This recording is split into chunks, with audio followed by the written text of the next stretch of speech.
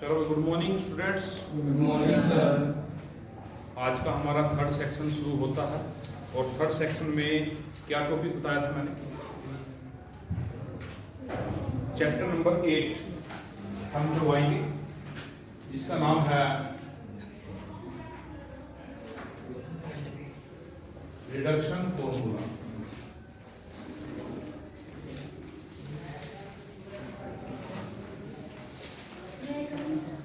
आ जाओ बेटा।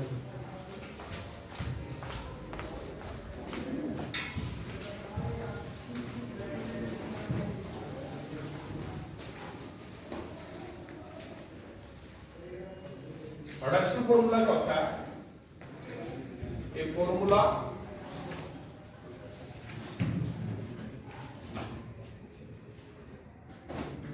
which connect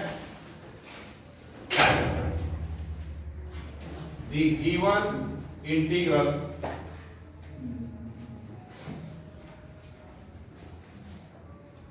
a formula which connect the given integral with the another integral with the another integral of same kind।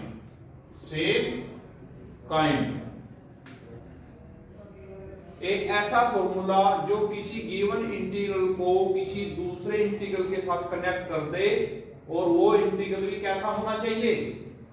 Same kind का होना चाहिए, same तरह का नजर आना चाहिए। एग्जाम्पल के तौर पर यानी कि फंक्शन उसमें वही हो, फंक्शन क्या उसमें वही हो, बस डिग्री चेंज हो सकती है। जैसे मैं ये कह दूं बच्चों, फॉर एग्जाम्पल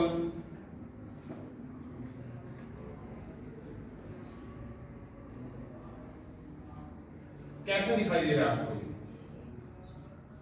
दो इंटीग्रल है ना, दोनों की नेचर कैसी है? एक जैसी नेचर है। डिग्री बेसिस से चेंज हो जाए मगर नेचर कैसी है? एक जैसी है। जैसे यहां डिग्री n हो गई और इसमें डिग्री मान लिया n-2 कह दिया, तब भी ये दोनों इंटीग्रल क्या है? सेम नेचर के हैं। क्लियर हो गया कि नहीं होगा?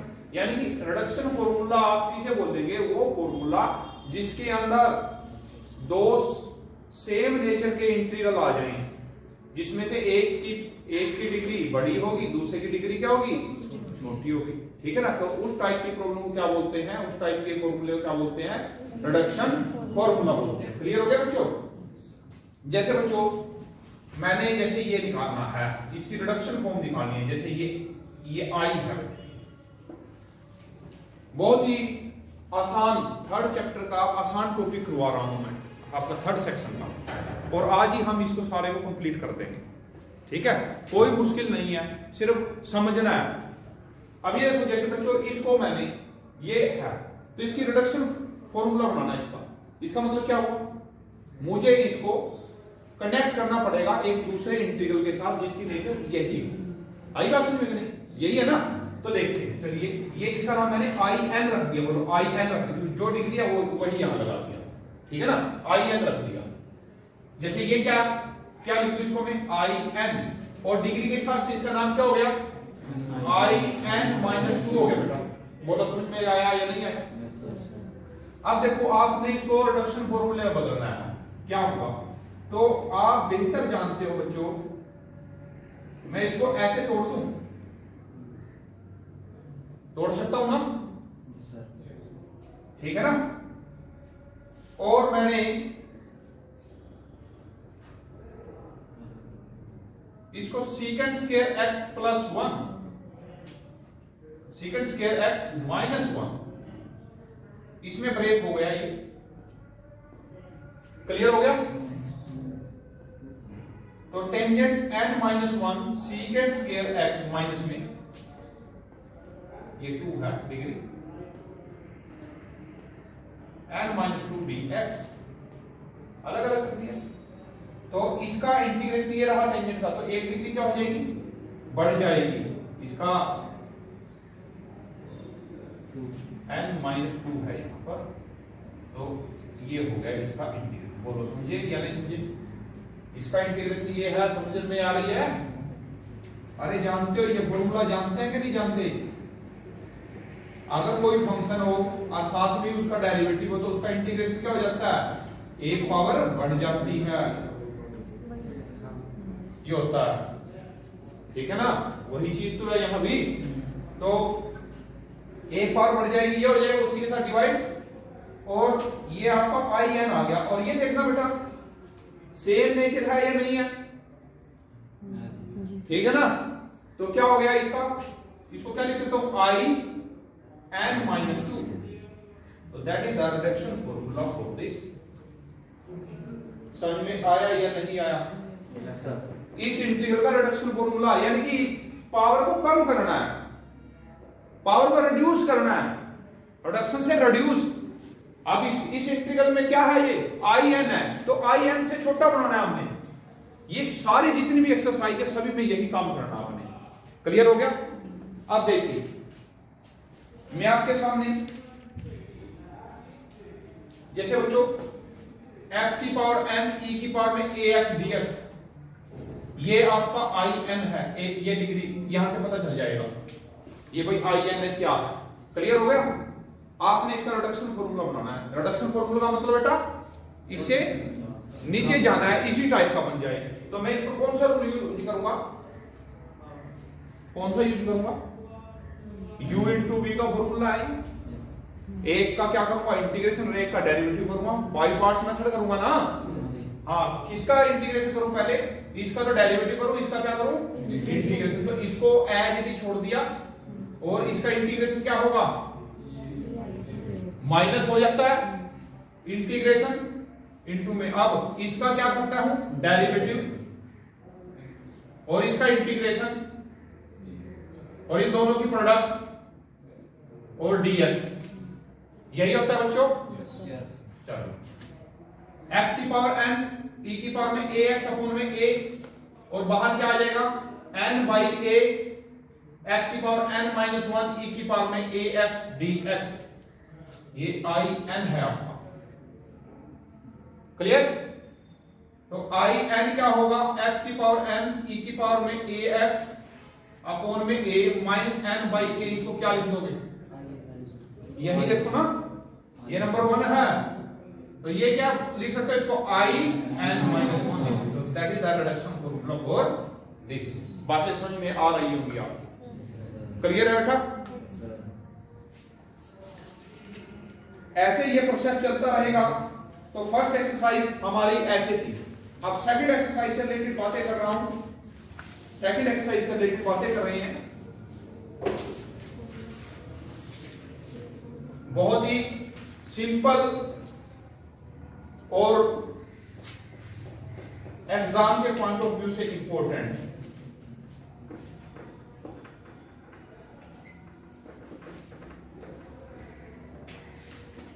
ये अपलोड भी कर देंगे आपके YouTube पर, आज ही कर देंगे। जो बच्चे नहीं आए वो भी देख सकते हैं,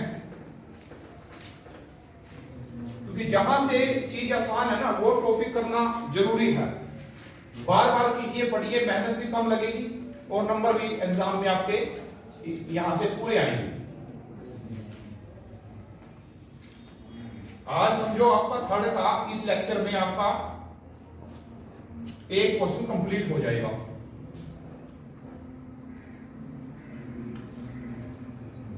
उसके बाद हम बढ़ते हैं आगे।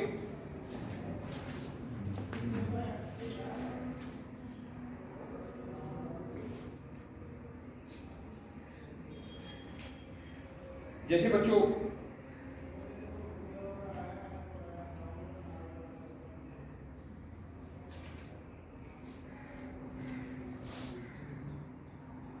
cos n x अपॉन में cos x। सभी में यही बात जाननी है, क्योंकि आप प्लस टू में इंटीग्रेशन किया आपने और सब जानते हो आप, कोई नई चीज इसमें नहीं है। तो इस एंगल को देखते हुए इसका नाम क्या रख दूं? I N. एन बेटा आई एन होगा, ठीक है ना? रिडक्शन क्या होगा? रिडक्शन क्या होगा? रिडक्शन क्या होगा कि भाई मैंने इसे लोअर यूनिट में लेके आना है। ओके, इसको और डाउन लेके आना है। तो आपने क्या काम करना पड़ेगा, आपने, मैं इसको कनेक्ट करूंगा किसके साथ, 2 डिग्री कम के साथ करूंगा। किसके साथ करूंगा, 2 डिग्री कम। चलो 2 डिग्री कम क्या होगी इसकी, बोलिए।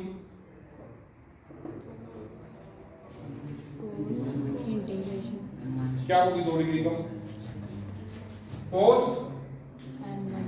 यही चीज लिखूंगा ना,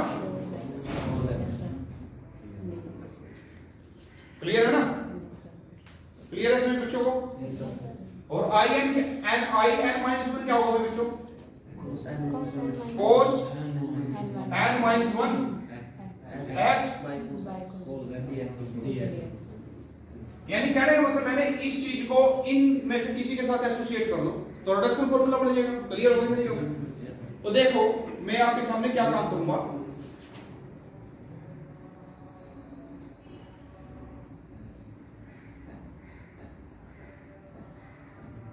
इन दोनों के फंक्शन को ऐड कर देता हूं। फंक्शन को इंटीग्रेशन नहीं किया मैंने अभी से, मैंने इन दोनों के फंक्शन को क्या कर दिया, ऐड कर दिया। तो क्या बनेगा बच्चों, cos nx प्लस में cos n minus 2x upon में cos x। तो फॉर्मूला किसका है, cos c minus cos d। क्या formula, 2 cos c plus d by 2, यही होता है। cos c plus cos d का formula 2 cos c plus d by 2 cos c minus d by 2, यही होता है ना। तो फॉर्मूला क्या हुआ, दोनों को ऐड करोगे देखना क्या आएगा, और 2 के साथ डिवाइड कर दो तो क्या बनेगा, क्या बनेगा, देखो nx हो गया ना, ये 2x हो गया। तो कितने बन गए, यहां से 2nx माइनस में 2x बाई 2 बन गया। अरे समझ में आया, इनटू में cos क्या होगा, cos क्या होगा, दोनों को क्या करेंगे, सब्ट्रैक्ट करेंगे तो nx से nx क्या हो जाएगा, कैंसिल, क्या आ जाएगा 2x बाई 2। ओके, क्लियर आ रहा है या नहीं आ रहा है। अब यहां पर आगे देखिए 2 cos nx, x कॉमन आ जाएगा, 2 कैंसिल हो जाएगा, ये आ जाएगा, और ये cos x अपॉन में cos x, cos x upon में cos x कैंसिल हो गया। तो इसका मीनिंग क्या हुआ, इसका मीनिंग क्या हुआ कि आपने cos nx upon cos x plus में cos n minus 2x upon में cos x किसके इक्वल हो गया, ये 2 cos n माइनस 1x। ठीक है, अब मैं कहूंगा taking integration both side, taking integration both sides. तो इंटीग्रेशन लूंगा विद रिस्पेक्ट टू x, ये हो गया जी। इंटीग्रेशन लूंगा cos n minus 2x upon में cos x dx, और इसका इंटीग्रेशन लूंगा तो 2 तो बाहर आ ही जाएगा। अब देखो बच्चों, ये इसको क्या बोलोगे i n, और इसको क्या बोलोगे i n माइनस में 2, और इसका इंटीग्रेशन लीजिए sin n माइनस 1x, और इसका डेरिवेटिव उसके साथ क्या कर दूंगा, डिवाइड कर दूंगा प्लस में c। तो ये रिलेशन आ गया कि इस i n के बीच में और उसके निचले वाली टर्म के बीच में रिलेशन स्थापित करना था। उसी को तो हम क्या बोलते हैं, रिडक्शन फॉर्मूला बोलते हैं। समझे या नहीं समझे, प्रैक्टिस करोगे आप, गो थ्रू होंगे ना, तो सारी चीजें आसान है, कुछ नहीं है, सारी की सारी चीजें आपने पढ़ी हैं, सारी चीजें आपने पहले ऑलरेडी पढ़ी हुई हैं। इस प्रकार आप इसको गो थ्रू हो सकते हो। नेक्स्ट बच्चों, बहुत ही एक अच्छा रिजल्ट जिसके ऊपर क्वेश्चन पूछने की बहुत संभावनाएं होती है, नोट कर लिया इसको।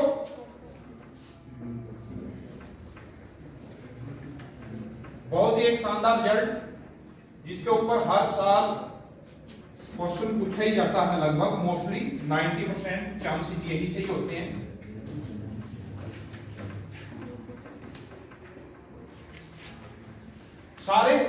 ये सारे फंक्शन है जिनका क्या करना है, सारे जो इंटीग्रल है ना, उनको रिडक्शन फॉर्मूले बनाने, सभी के रिडक्शन फॉर्मूले बनाने हैं। कोई भी चीज मुश्किल इसमें बिल्कुल भी नहीं है। जो गाइडेंस देनी है मैं दे रहा हूं साथ ही साथ आपको।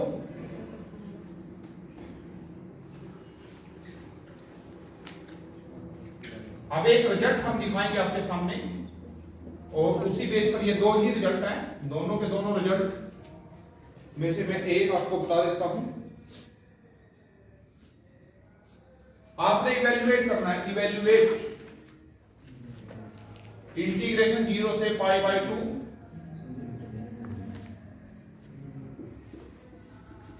इसको इवेल्युएट करना है भाई। इसकी वैल्यू क्या आएगी? एन की वैल्यू क्या हो सकती है?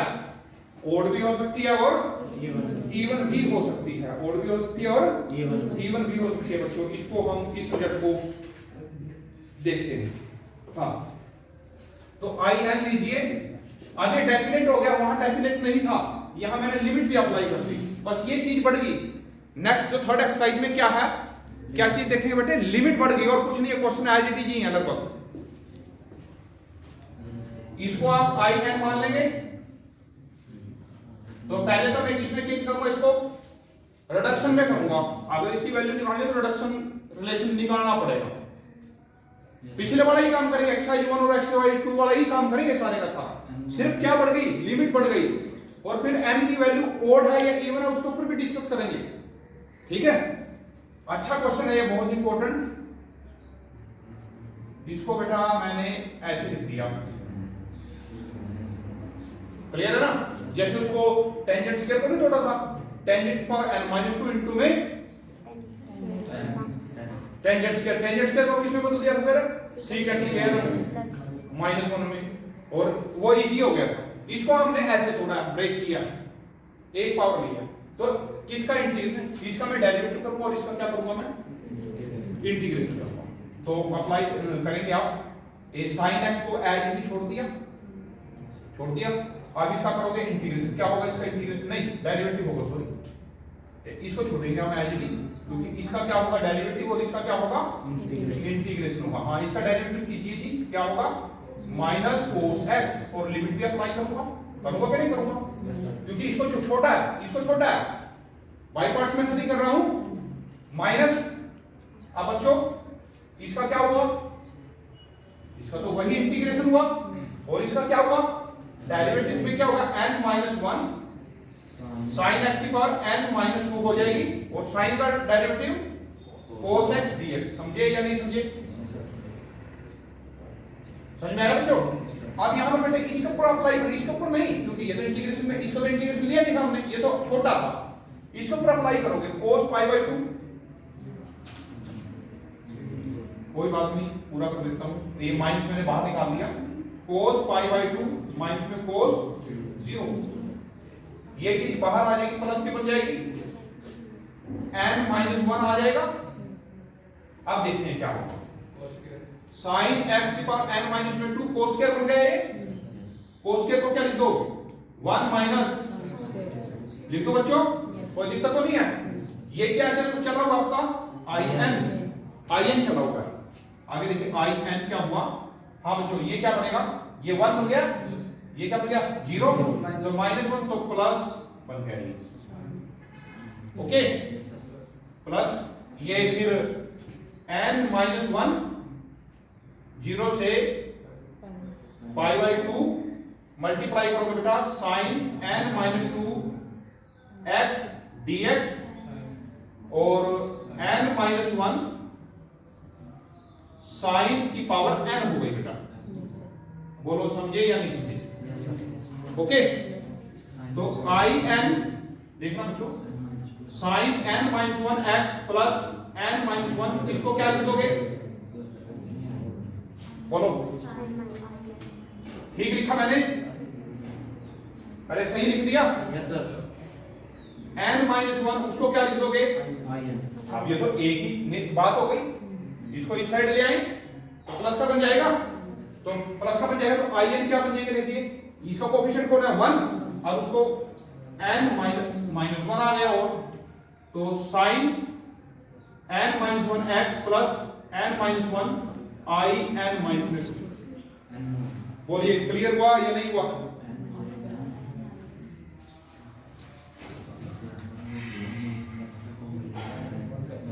क्लियर हुआ या नहीं हुआ? ओ सॉरी, इसके ऊपर टोटल के ऊपर अप्लाई होगी ये। एक मिनट बच्चों, इसका लिया ना बाई पार्ट्स ये किया, देखना इसको, ठीक है।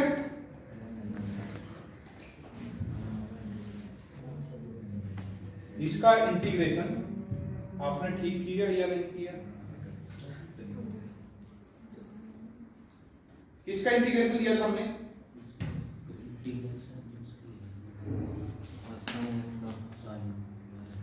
ठीक चला हुआ है? हाँ जी, ठीक है ना? एक मिनट आपने, आप इसे लिमिट अप्लाई नहीं करनी, लिमिट मत अप्लाई करें, बीच में करेंगे तो वो हो जाएगा। इसको हम ऐसा काम करते हैं, विदाउट लिमिट करेंगे फिर बाद में एंड में लिमिट अप्लाई कर देंगे, ठीक है ना? लास्ट में लिमिट अप्लाई करेंगे। इसको आप इस पार्ट को ना विदाउट लिमिट करें, मच बेटर होगा ये। Okay yes sir. और भाई बच्चों ये ठीक है सारा? सर यहाँ लिमिट पुट करके विदाउट लिमिट करना है एक बात तो आपने, बाद में जब ये रिलेशन आ जाएगा ना रिडक्शन का जब रिलेशन से पहले आप एक बार अप्लाई करोगे, ठीक है ना? उससे एक तो आपका जो ये है एक्सपेंड नहीं होगा, एक गलतियों से बचेंगे आप। इसमें अगर हम कहें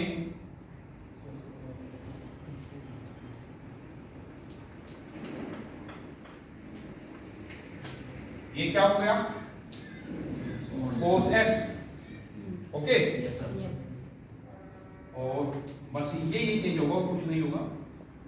माइनस में sine n minus 1x into में cos x, यहां पर बस मल्टीप्लाई हो जाएगा, cos x minus, okay, cos x minus. और बच्चों आप देख रहे हैं आई एन क्या आ जाएगा? I N minus cos x into sign,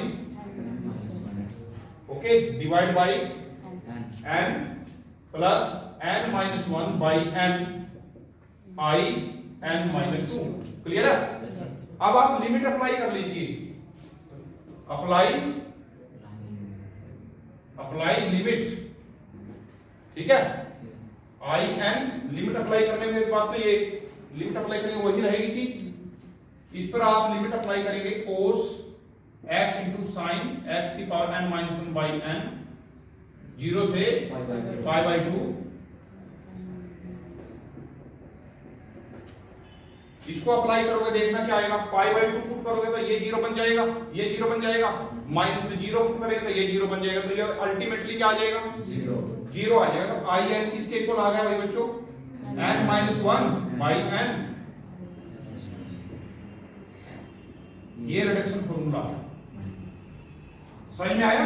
yes sir. Limit आप बाद में पुट कर लेना, ठीक है ना? जैसे ये आ जाए उसके ये आ जाए आपका, आप लिमिट अप्लाई कर लेना। एक तो कंफ्यूजन से दूर रहेंगे और डायरेक्टली आप गलतियों से भी बच पाएंगे। क्लियर हो गया? अब आपने क्या काम करना है?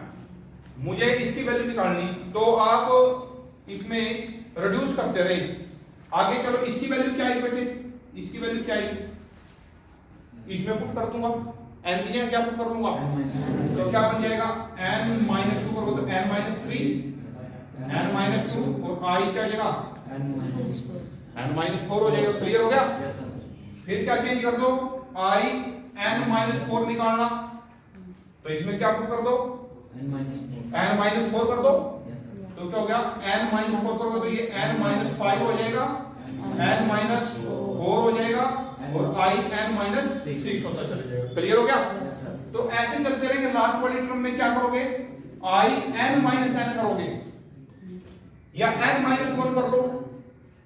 एन ये क्या आएगा? अगर ये कहें एन माइनस एन ही कर लो, चलो। अगर एन माइनस एन करें या इसको अगर बाद में डिपेंड करें, दो पार्टों में डिपेंड कर लें। इफ मैंने कह दिया n इज इवन, मैंने क्या कहा n इज इवन, तो इवन है तो क्या हो जाएगा, ये इसमें कन्वर्ट हो जाएगा, जीरो में हो जाएगा ना। ये चीज किस क्या हो जाएगी, अगर ये इवन है तो ये क्या बनेगा, i जीरो बन जाएगा, ये n माइनस n बन जाएगा ना। ये मैंने क्या, ये देखिए ये रिड्यूस हो रहा है, कितना रिड्यूस हुआ, यहाँ 2 रिड्यूस हुआ, यहाँ 4 हुआ, तो n भी तो इवन नंबर है, कितना रिड्यूस कर दिया मैंने, n रिड्यूस कर दिया तो क्या बन जाएगा, ये जीरो। तो i जीरो क्या होगा, यहाँ 0 से पाई बाई 2 और साइन 0x dx, ये क्या बन गया, 1 बन गया।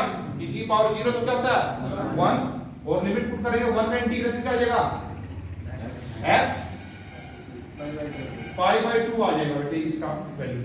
तो अब यहां पर देखिए ये सारी वैल्यू यहां पुट होती रहेगी, ये यहां हो गई, ये यहां हो गई, ये यहां हो गई, सारी की सारी। तो i n किसके को आ गया, i n आ गया n minus 1, n minus 3, n minus 5, ऐसे चलता रहेगा, ठीक है। और कब तक चलता रहेगा ये, ओवर निचले वाली वैल्यू क्या होगी, n माइनस में 2, n माइनस में 4, और लास्ट वाली वैल्यू क्या होगी 2 होगी, और ऐसे ये इवन नंबर होंगे ना, और ये क्या होगा 1 3 होगा, और इसकी वैल्यू क्या आई लास्ट वाले की, i0 की वैल्यू पाई बाई 2। ये सारी वैल्यू पुट हो जाएगी ना, ये वैल्यू इससे अगली वाली मान जाएगी, ये वैल्यू कहां पुट हो जाएगी, यहां पुट हो जाएगी, इसकी वैल्यू कहां पुट हो जाएगी, यहां पुट हो जाएगी, तब तो ये in आएगा, ये सारी वैल्यू यहां पुट हो जाएगी, in बन जाएगा, ये कंप्लीटली क्या बन जाएगा, in बन जाएगा। क्लियर हो गया। तो in की वैल्यू क्या आ गई, ये in की वैल्यू आ गई इस केस में। अगर इफ n इज ओड हो जाए, n क्या हो जाए ओड, तो लास्ट वैल्यू क्या आएगी, ये सारी वैल्यू ऐसे चलेगी, लास्ट वैल्यू क्या बन जाएगी, ये क्या बन जाएगी, i1 बन जाएगी, क्योंकि i n में से क्या सब्ट्रैक्ट होगा, n माइनस 1 होगा, n नहीं होगा, क्योंकि n तो क्या है इवन है। अब n क्या मान लिया मैंने, ओड मान लिया, तो i0 तो आ गया, i1 ऐसे आएगा, तो वो कैसे, साइन x की पावर कितनी हो गई 1, 0 से पाई बाई 2, तो क्या आंसर आया माइनस कोस x 0 से पाई बाई 2। लिमिट पुट करेंगे तो ये आंसर 1 आ गया, क्या आएगा 1 आएगा, लिमिट पुट करने पर क्या आएगा 1 आएगा। तो इसका रिलेशन क्या बनेगा, अब n ओड है तो i n क्या आ जाएगा, n minus 1, n minus 3, n minus 5, 3 तक गया, और n इंटू n माइनस में 2, क्योंकि इससे पहले वाली वैल्यू कौन सी होगी बेटे, इससे पहले वाली कौन सी होगी, i3 होगी, i1 है ना, i3 आई, ये दो बाहर रिड्यूस हो रहा है ना, 2 रिड्यूस हो रहा है, तो इससे पहले वाली वैल्यू कौन सी होगी फिर, और इससे पहले वाली कौन सी वैल्यू होगी, अब जब n इवन मानना मैंने, i2 होगी, तो i2 की वैल्यू ये 1 आई थी, 1/2 आई थी, ठीक है। ये i4 की वैल्यू है, क्लियर है, ये in की वैल्यू की टर्म में लिख दी, ये सारी वैल्यू इसमें पुट हो जाएंगी, ठीक है ना। चेन बन गई एक तरह से, क्या बन गई, चेन बन गई, n माइनस में 4, n चलेंगे और लास्ट वैल्यू इसकी क्या आएगी 2, और i1 की वैल्यू क्या आई, i1 की वैल्यू 1 आई, जैसे यहां पर i0 की वैल्यू चलेगी, यहां तक किसकी वैल्यू है, ये वैल्यू किसकी है, ये है बेटे i2 की, ये किसकी है i0 की, ये किसकी है i4 की, ये वैल्यू किसकी है i1 की, ये वैल्यू किसकी है i3 की।